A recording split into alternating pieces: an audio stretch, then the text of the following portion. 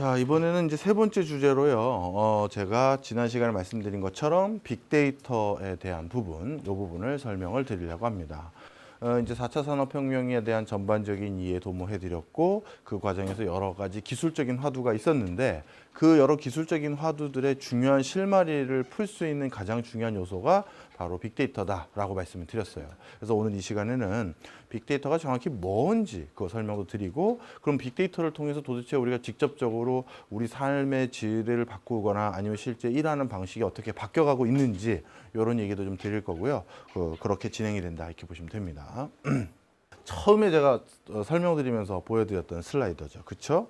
우리 4차 산업혁명은 초연결 사회인데 이 초연결 사회를 구현하기 위해서는 여러 센서들을 바탕으로 누가 어디서 무엇을 어떻게 하고 있는지에 대한 정보들을 실시간 받을 수 있는 매개체, 그게 바로 IoT 사물 인터넷이다. 내가 핸드폰으로 아니면 집에서 TV를 볼 때 아니면 라디오를 킬 때 자동차를 운전해서 어딜 갔대 그 모든 흔적들이 바로 IoT 물건을 기반으로 데이터로 바뀌어서 내 여러 가지 상황과 행태와 나의 심리적인 상황을 분석해주는 그 자료, 그런 것들은 당연히 엄청나게 큰 데이터로 소통이 될 것이다 말씀드렸어요. 근데 이 데이터는 우리 인간이 처리할 수가 없다. 워낙 큰 데이터이기 때문에. 그래서 자연스럽게 4차 산업혁명 때는 이 빅데이터를 처리할 수 있는 두뇌, 인공지능에 대한 화두가 있다. 이런 말씀을 드리면서 이러한 일련의 단어들이 이 4차 산업혁명이라는 이 화두 속에서 왜 함께 등장하는지 설명을 드렸어요. 그러면서 제가 뭐라고 말씀드렸냐면 이 인공지능이라는 산업이 발달하기 위해서 빅데이터가 먼저 구축돼야 된다는 말씀도 드렸었고, 그런데 빅데이터를 구축을 해야 그 다음이 진행이 되니 빅데이터를 잘 구축하기 위한 방편으로 센서는 어디다가 어떻게 달며 그 센서를 바탕으로 IoT 물건이 이 통계를 어떻게 분류하고 집계할 것인지 그 이해가 굉장히 중요해요. 그 다음에 사실 요즘 우리 사회에서 가장 중요한 화두 중에 하나가 사실 일자리잖아요. 근데 이 일자리 부분에 있어서도 우리가 제가 서두에 제일 첫 번째 강의 때 말씀드렸지만 4차 산업혁명으로 인해서 일자리의 멸종 내지 멸망이라고 말할 정도로 굉장히 일자리가 줄어들 가능성이 많은데 그 과정에서 그나마 일자리를 창출할 수 있는 굉장히 쉬운 방편 중에 하나가 또 사실은 빅데이터예요. 그래서 빅데이터는 지금 당장 일자리를 창출할 수 있는 제일 쉬운 방편이다. 좀 설명을 드려볼까요?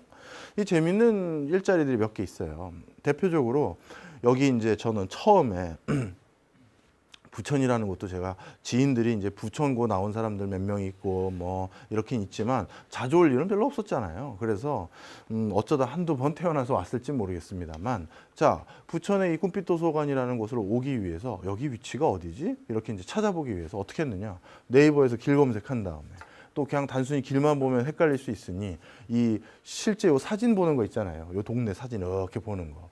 그걸 검색해서 요 아파트 단지 요 사이에 있구나. 그래야 이제 강의 시간에 안 늦고 오니까. 그래서 검색을 했는데, 자, 그런 검색해 본 분들 아마 기억이 나실 텐데요. 자, 전국에 있는 그 도로 사진을 네이버가 전부 다 이렇게 연출을 하기 위해선 뭔가 네이버가 전부 그 사진을 찍는 그걸 했었을 거 아니에요. 그런데 그 사진들 보다 보면 한 가지 특이한 점 못 느끼셨어요? 뭐가 없습니까? 사진에. 사람이 없어요. 사람이 없어. 그럼 네이버가 한참 이 동네 서 있다가 사람 없을 때 착각 찍고 동화를 갔다가 또 한참 옆으로 갔다가 사람 없을 때 타작 찍고 갔느냐? 그거 아닐 거잖아요. 어떻게 했느냐? 그거 만약에 네이버 증강현실 그 서비스에서 사람 특정 얼굴이 나오면 이건 초상권 위배예요. 누군가가 어디에 가 있었는지에 대한 개인정보가 유출되는 것이기 때문에 그 사람의 초상권이 나오면 안 됩니다. 그래서 어떻게 했느냐? 네이버는 전국의 그 증강현실 실시간 사진을 구축하기 위해서 사람을 하나하나 손으로 지웠어요. 지나가는 사람을. 안 그러면 그 서비스를 못 하거든요. 자, 그럼 하나하나 사람을 손으로 지울 때 그거 누가 했겠습니까? 사람이 했잖아요. 기계가 그거 어떻게 손으로 지웁니까? 그래서 일일이 하나하나 사진 캡처한 내용을 보고 요 사람 지우고 그 뒷 배경에 있는 사진 찍어서 붙이고 이 DB를 구축한 엄청난 빅데이터죠. 증강현실 빅데이터. 이거 구축하기 위해서 알바생이 얼마나 많이 고용됐을까요? 정말 농담이 아니라 수천 명이 고용이 돼요. 네, 수천 명이. 바로 빅데이터가 왜 일자리를 창출하는 대표적인 산업군인지 쉽게 알 수가 있죠. 또 다른 것도 흥미로운 거 하나 말씀드릴게요. 코바코라고 방송광고공사라고 있어요. 코바코라고. 옛날 이름이 뭐였더라? 하여튼 무슨 광고공사인데 요즘 저희들끼리 하도 코바코 많이 부르는데, 그러니까 우리가 공중파에서 TV 광고를 하려면 코바코를 통해서 9시 뉴스 앞에 채널을 얼마에 사고 뭐 하는 그런 일을 대행해 주는 곳인데, 이 코바코가 그렇게 광고만 사고 파는 브로커 역할만 하는 것이 아니라 다양한 사업을 하는데요. 국가기관으로서. 그 중에 하나가 뭐냐면 유해 사이트들을 발굴해서 그걸 차단하는 일을 코바코가 합니다. 그러니까 청소년들이 보기에는 굉장히 그 유해한 사이트들 있잖아요. 그럼 그 사이트인지 아닌지 확인을 해봐야죠. 그래서 그런 사이트에 들어가서 한번 영상 보고 아이고 이거 큰일 날 사이트네 하면 그거 사진 캡처하고 다 해가지고 유해 사이트인지 코바코에 알려주면 그쪽 그 도메인 주소 서버를 차단하거나 업자에게 이렇게 차단을 권고하는 그런 이제 절차를 거치는데요. 자, 이렇게 유해 사이트인지 아닌지를 확인하기 위한 여러 사이트들을 돌아다니면서 사이트 자체에 대한 데이터를 확보하는 거. 이것도 나름대로 데이터 사업이에요. 자, 그런데 유해 사이트인지 아닌지 확인하기 위해서 코바코가 어떻게 하냐면 정말 어마무시하게 많은 경력 단절 여성분들을 많이 고용해요. 왜냐하면 일단 집에서 전업주부로 이제 활동하고 계신 여성분들이 아마 시간을 그래도 많이 낼 수가 있잖아요. 그죠? 그래서 그런 분들이 이런저런 사이트 돌아다니면서 이 사이트를 보고 유해 사이트면 딱 차단하게 코바코에 연락해주는 그런 걸 많이 시키는데, 원래 처음에는 여성 말고 남성분들도 많이 시켰는데 이제 코바코가 남성분들은 잘 안 시켜요. 이유가 남성분들은 그걸 자꾸 보기만 하고 연락을 안 줘. 아니 웃을 일 아니 진짜예요. 그래가지고 코바코가 처음엔 남성들에게도 시켰는데, 왜냐하면 처음엔 그렇게 생각한 거죠. 남성들이 더 잘할 거 아니냐. 어디 있으면 어디 있는지. 그래서 시키면 남성들이 훨씬 많이 찾아올 줄 알았는데 이 사람들 연락이 없어요. 그래서 남성들은 연락을 잘 안 줘서 요즘은 거의 흔히 말하는 경력 단절 여성분들을 많이 고용해서 유해 사이트 차단하고, 차단하면 뭐예요? 또 다른 이름으로 또 만드니까 그게 계속 하는 거예요. 바로 이렇게 빅데이터 사업, 데이터 사업의 가장 말단에는요, 가장 노동집약적인 산업이에요. 물론 그 데이터를 분석해서 뭔가 알고리즘을 짜고 하는 굉장히 하이엔드급의 어떤 그 과학자 또는 공학자들이 필요한 부분도 있지만, 그분이 그거를 데이터를 다 모으기 위해서는 가장 말단에 많은 일들이 있어야 되잖아요.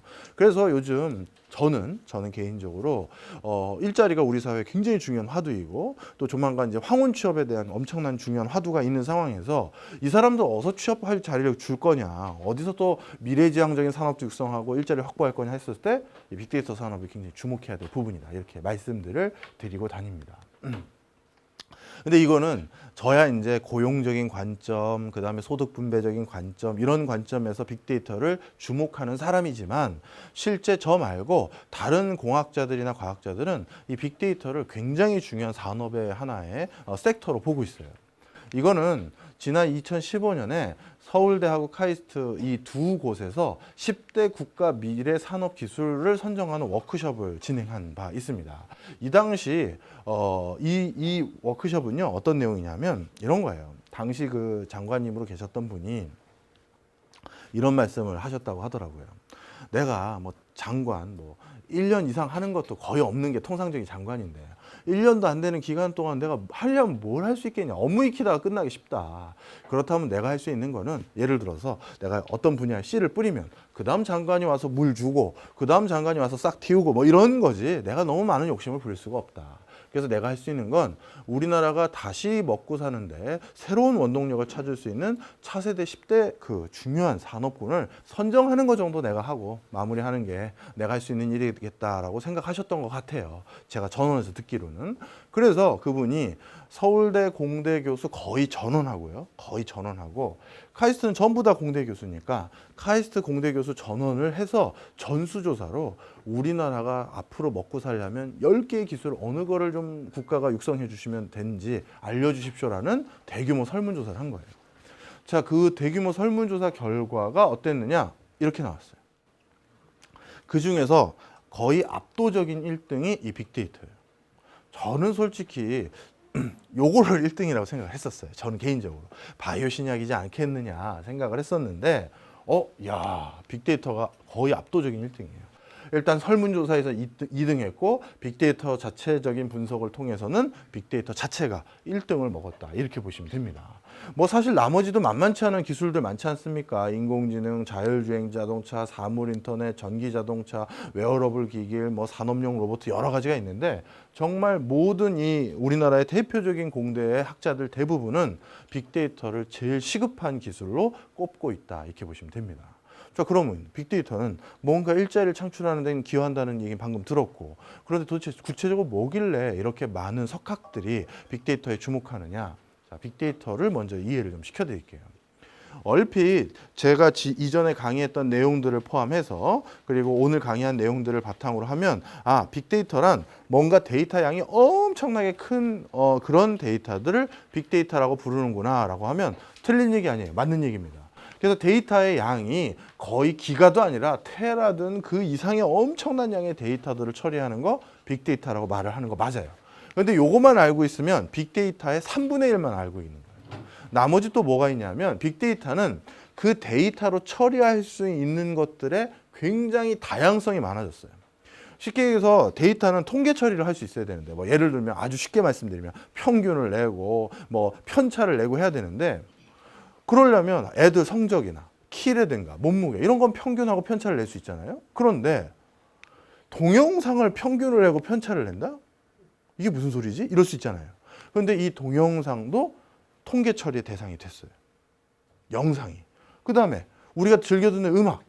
이것도 빅데이터의 그러니까 데이터화로 바뀌어서 통계 처리가 대상이 돼버린 거예요. 그 다음에 내가 일기장에 쓴 글, 내 개인 블로그에 쓴 글들, 이것도 이제 우리가 통계 처리의 대상이 되는 그런 상황이 빅데이터예요. 그러니까 빅데이터는 과거에 전형적으로 우리가 데이터 작업을 할 수 있는 그 범주를 벗어나서 영상과 음악과 텍스트도 이제 처리할 수 있는 새로운 영역이 생겼다. 이게 또 하나의 빅데이터의 중요한 내용이에요. 그 다음 세 번째, 우리 데이터라는 거는 단순히 그 데이터를 난수표처럼 숫자를 쫙 엑셀 시트에 놔둔 건 아무 의미가 없어요. 그 데이터를 가지고 하다못해 늘 말씀드리지만 막대 그래프라도 하나 그려야 될 거 아니에요. 그래서 이 동네가 제일 잘 사네, 이 동네는 제일 오래 사네, 이런 거라도 알아야 될 거 아니겠습니까? 그러려면 데이터를 이렇게 막대 그래프라도 하나 그리려면 뭐가 필요하냐면 그 데이터를 어느 기간으로 잘라서 월별로 짓게 할지, 일별로 할지, 연도별로 할지 그걸 이산적으로 잘라야 돼요. 그걸 수학적으로 이산적이라고 부르는데, 그런데 그걸 이산적으로 자르는 그 주기가 예전에는 이렇게 분초 단위로, 다시 말해서 실시간적으로 자를 수가 없었어요. 왜? 그렇게 처리를 할 수 있는 데이터 처리를 할 수 있는 하드웨어도 없었고 소프트웨어도 없었어요.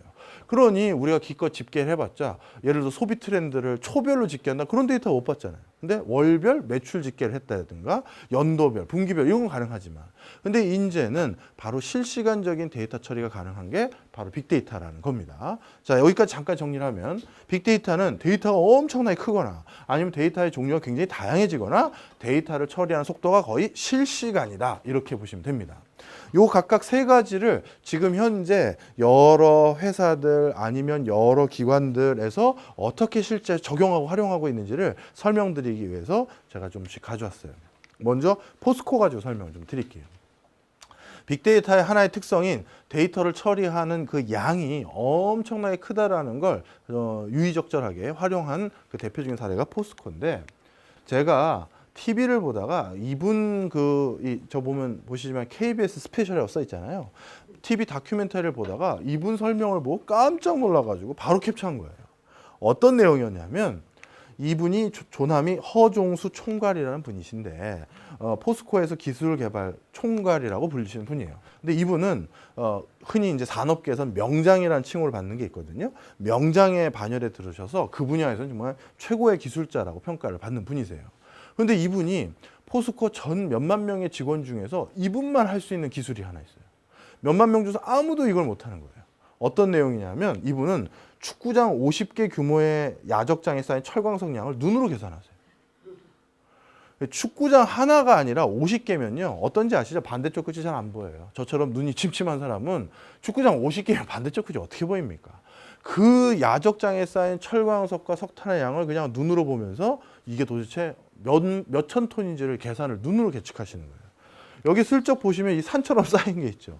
이런 것들이 축구장 50개 규모로 쌓여 있는데 이분이 이걸 눈으로 보는데 이게 실제 다큐멘터리에 나온 거예요. 보시면 오늘 아침 하역이 끝난 원료탄인데요. 약 5,800톤 정도 되네요. 이러신 소리를 하는 거예요. 너무 신기하지 않습니까? 예, 너무 신기하잖아요. 그래서 제가 뭐 방송 출연을 조금 했던 인연들로 인해서 KBS 관계자분에게 이분에 대해서 한번 여쭤봤어요. 이거 촬영하실 때 이분 이거 도대체 어떻게 했는지 물어봤냐 했더니 그 담당 PD하고 카메라 감독님이 너무 신기해서 어르신께 물어봤대요. 어르신 이걸 어떻게 눈으로 보신 거예요? 그랬더니 이분 말씀이 더 가관이에요. 난 후배들이 이걸 왜 못 보는지 모르겠어. 난 그냥 이거 20년 하니까 그냥 이게 눈으로 그냥 툭 보이는데 이걸 뭐 후배들이 왜 모르는지 모르겠다는 거예요. 자, 그런데 문제가 하나 생겼어요. 이분이 당연히 정년이 있을 거 아니겠습니까? 은퇴할 때가 얼마 안 남았단 말이에요. 그런데 이분이 은퇴하면 포스코에서는 야적장에 지금 석탄과 철광석이 얼마 있는지 아는 사람이 아무도 없는 거예요. 아무도 없는 거예요. 자, 이렇게 생각하실 수 있어요. 아니, 배에 있는 거 그냥 야적장에 놓고 고로에다 다시 넣으면 되지. 그걸 꼭 그렇게 정확히 알아야 되냐. 그렇게 단순한 일이 아니죠. 우리 용광로의 고로라는 건 불을 한번 껐다 켜고 그런 가스레인지가 아니잖아요. 계속 생산에 맞게끔 그걸 넣어줘야 되는데 그러려면 지금 야적장에 예비턴이 얼마가 있는지 당연히 알아야 되고요. 엄청나게 큰 배를 우리 부두에 대는다는 건 바로 되는 게 아니에요. 파도나 이런 걸 보고 천천히 돼서 뭐 반나절 이상 걸리고 막 그러거든요. 따라서 진짜 야적장에 지금 얼마가 남아있는지 안다는 건 굉장히 중요한 일이에요. 그런데 이분이 은퇴하면 그걸 누가 알겠습니까? 자, 그런 상황에서 포스코 회사 입장에서는 한 개인에게 의존할 수는 없잖아요. 그래서 지금 포스코가 선택한 방법론은 요거예요. 뭘 것 같으세요? 드론이죠, 드론. 네, 드론을 개발을 했어요. 이걸 어떻게 했느냐? 드론을 띄웁니다. 그리고 바로 야적장에 쌓여져 있는 이 석탄과 철광석을 3차원 측량을 하는 거예요. 그리고 그 부피를 바탕으로 몇천 톤이 남아 있구나. 이거를 가름하는 형태로 지금 솔루션을 개발하고 지금은 이제 이 솔루션이 아까 허정수 총괄의 20년 노하우를 이제 대체하는 상황이 됐죠. 사실 좀 씁쓸하긴 해요. 한 인간의 20년 노하우가 기술로 대체됐다는 건 좀 씁쓸한 얘기긴 하지만 그렇지만 회사라는 곳은 계속 또 지속적으로 성장을 해야 또 많은 직원들이 안전하게 다닐 수가 있잖아요. 그런 과정에서 포스코는 요 20년 명장의 노하우를 이 드론으로 이제 빅데이터죠. 실시간적으로 석탄이 막 사용되고 없어지고 하는 과정을 계속 3차원 측량으로 하는 이 데이터 처리를 지금 빅데이터를 통해서 이 20년 명장의 노하우를 대체했다. 이렇게 보시면 됩니다. 그 다음에 이 부분은 어떤 사례가 좋으냐면 롯데하고 신세계 이 사례가 재밌을 것 같아요. 이런 뭐라 볼까요? 최종 우리 같은 사람들에게 소비재를 판매하는 회사들이죠. 롯데나 신세계, 그죠? 옷이라든가 유통이나 이런 것들을 하는 회사예요. 자, 이런 회사들은 뭐가 필요하냐면 바로 우리들이 어디서 왜 하필 그 물건을 거기서 샀는지 이 정보만 알면 정말 장사하기가 쉬워요. 정말 장사하기가 쉬워요. 그런데 이 정보를 우리가 쉽게 얻을 수가 있을 것 같은데 의외로 쉽지가 않아요.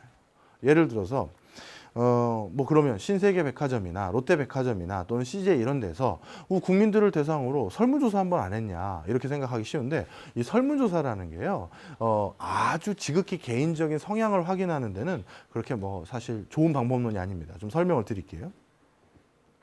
이거를 학문적으로 소셜 디자일러빌리티 리스폰스 바이어스라 부르는데 좀 쉽게 설명드리면 이제 사회적 응답 편향성 이렇게 부를 수가 있어요.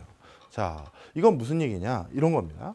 실제 사회적인 당위성이 확보되고 대의 명분이 확보된 설문조사 문항은요. 우리의 대답이 뻔해요. 예를 들어 여기 계신 분들에게 국가를 위해서 창업 육성해야 됩니까? 창업 지원해야 되나요? 했었을 때 아니라고 얘기하신 분이 어디 있겠어요? 그죠? 그런데 실제 내 자식에게 창업해라고 하면 창업 권하십니까? 안 하거든요. 그러니까 설문조사 내용과 실제 행동이 달라져요. 또 그 다음에 친환경 제품 중요합니까? 친환경 제품 육성해야 되나요? 이런 것들에 대한 설문조사 하잖아요. 그러면 거기다 대고 당연히 환경을 생각해야지 친환경 뭐 어째야지 체크하세요. 그런데 실제 우리가 마트나 우리 이마트 롯데마트 갔을 때 친환경 로고 보고 사십니까? 아니거든요. 아니에요. 습관적으로 구매하는 거란 말이에요. 그래서 실제 사회적인 명분과 개인적인 상황은 이렇게 괴리감이 있는 게 있고요. 또 한 가지는 지극히 내 주관적인 성향을 드러내는 부분에 있어서도 이게 뭐라고 편향성이 좀 있어요. 예를 들어서 좀 설명을 드리면 이런 거죠. 이게 실제 있었던 일인데 여성 속옷 만드는 회사인 케빈 클라인이라는 회사가 있어요. 여기에서 매년 신제품 개발하기 위해서 대규모 설문조사를 하는데 그 과정에서 단 한 번도 야한 속옷 좋아한다라고 체크한 사람이 별로 없다는 거예요. 그런데 매년 이게 끈인지 팬인지 모를 게 있잖아요, 뭔지. 그게 계속 팔려나가는 거예요. 네. 그러면 설문조사에서는 야한 속옷 좋아한다고 체크하는 사람이 아무도 없는데 이건 왜 자꾸 팔려나가냐. 굳이 설문에 내가 그런 거 좋아한다고 체크할 필요 없잖아요. 나오면 사면 되는 거지. 그래서 이렇게 지극히 개인적인 성향이 드러나거나 사회적인 명분이 확보된 것들에 대해서는 아무리 설문조사를 해도 그 설문조사 내용을 마케팅에 사용할 수가 없어요. 그래서 요즘은 이런 소비재 물건들을 취급하는 많은 회사에서는 소비자들의 진짜 마음, 진짜 어떤 심리로 샀는지를 확인하기 위해서 하는 방법이 뭐냐? 요거에 주목합니다. 텍스트, 글이에요, 글. 어느 글이냐면 누군가가 어디에서 무엇을 사고 솔직한 심리를 그나마 남기는 곳은 내 개인 SNS거든요. 페이스북, 카카오 스토리, 뭐 인스타그램 뭐 이런 데다가 아시잖아요. 뭐 특히 여성분들은 그거 많이 하시니까. 친구랑 오늘 어디 와서 놀다가 갑자기 친구가 옆구리 찔러서 뭐 예쁘다고 해서 샀다. 그래서 지금 어디서 저녁 먹는다. 짠 하면서 사진 찍고 인스타그램에 남겨요. 그러면 하필 거기서 왜 그 물건을 샀는지에 대한 스토리, 그리고 나서 그 기분이 어땠는지에 대한 솔직한 마음 다 거기에 있는 거예요. 그래서 이런 회사들 중에서 일부는 바로 20대 여성들이 어디서 왜 그 물건을 샀는지를 제대로 솔직한 마음을 분석하기 위해서 어떻게 했느냐. 대한민국의 대표적인 번화가들 있죠. 그 번화가들에 대해서 이 텍스트를 바탕으로 빅데이터 분석을 합니다. 그걸 우리가 뭐라 부르냐면 텍스트 마이닝이라고 불러요. 텍스트를 모아가지고 분석하는 그런 걸 말하는데 그중에서 이 두 개의 곳이 굉장히 특이점이 있어요. 이쪽은 신사동 가로수길이고 이쪽은 홍대거리인데 이 두 곳에서 20대 여성들이 쇼핑을 끝내고 남긴 감수성이 전혀 달라요. 네. 어떻게 되냐 하면 신사동 가로수길은 쇼핑을 끝내고 남긴 20대 여성들의 감수성을 한 단어로 집약하면 여기는 고맙다고요. 홍대거리는 20대 여성이 쇼핑을 끝내고 남긴 감수성을 한마디로 집약하면 여기는 즐겁다예요. 자, 고맙다랑 즐겁다는 다른 단어예요. 아시죠? 이건 전혀 다른 개념의 단어입니다. 그럼 도대체 왜 한 곳에서는 고맙다고 한 곳에서는 왜 즐겁다냐? 그 이유를 조금 심층 인터뷰나 이런 것들을 통해서 확인해 본 결과 신사동 가로수길에서 고맙다라는 감수성을 쇼핑 끝내고 남긴 가장 큰 이유는 오빠가 사줬어요.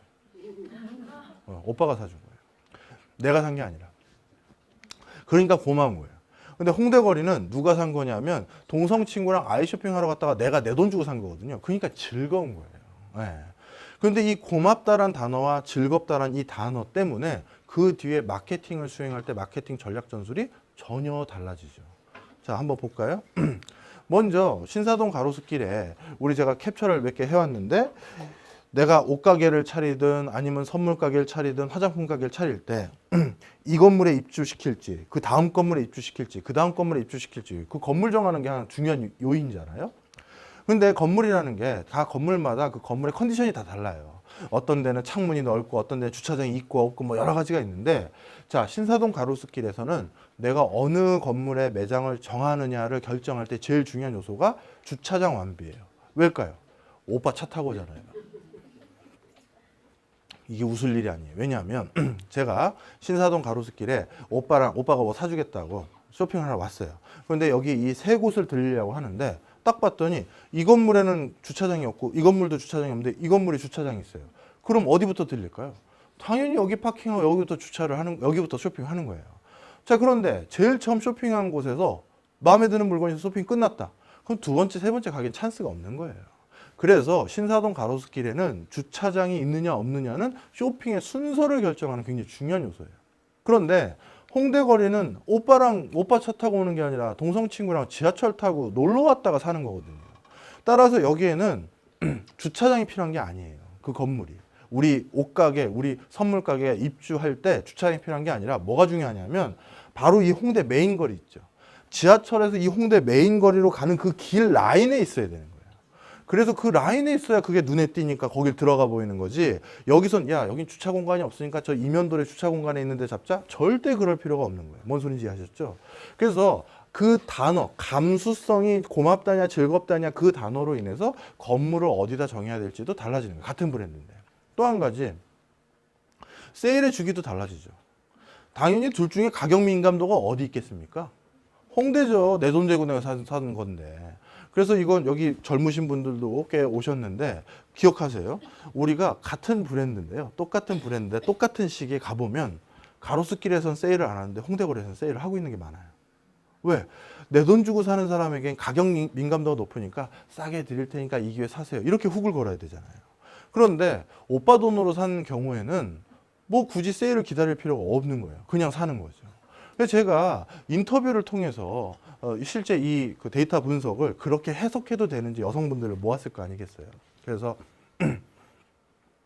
서울대 소비자학이라는 학문이 있는데 거기 이제 석사 과정으로 계신 몇 분을 불러다가 우리가 데이터가 이렇게 발견이 됐고 그 데이터를 이런 식으로 해석을 하려고 하는데 정말 그렇게 해석해도 되냐라고 했더니 막 깔깔거리면서 맞아요 막 하면서 막 그러는 거예요. 그러면서 제가 화가 나서 저도 옛날에 그 연애하면서 그 여자친구들한테 퍼줬던 그 돈들이 생각이 나서 아니 남자친구 돈도 그 중요한 돈인데 아니 신사동 가로수길에 좀 세일할 때 기다렸다가 사면 되지 그걸 덥석덥석 사고 그러냐 그랬더니 그분이 하는 소리가 언제 헤어질지 모르잖아요. 이 사줄 때 받아야죠 뭐 이거예요. 그래서 이 무슨 뭐 솔직한 심리잖아요. 그게 솔직한 심리.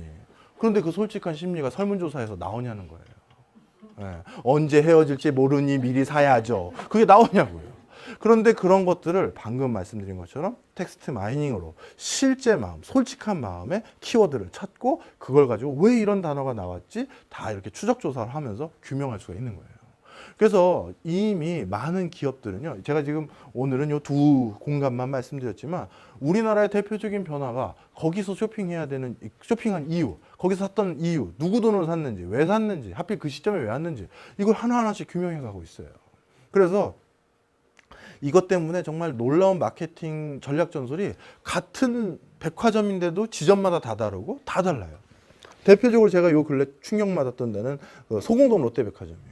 예, 저는 그 집이 종로구, 원래 집이 본가가 종로구 쪽이라서 옛날에 이제 제 본가 쪽으로 가면 거기 가끔 들리는데 소공동 롯데백화점의 안내데스크라고 해야 되나요? 흔히 이제 컨시어즈라고 해야 되나요? 혹시 대화 나눠보신 분 계세요? 아실 겁니다. 안내데스크가 누굽니까? 한국인이 아니에요. 중국인이에요.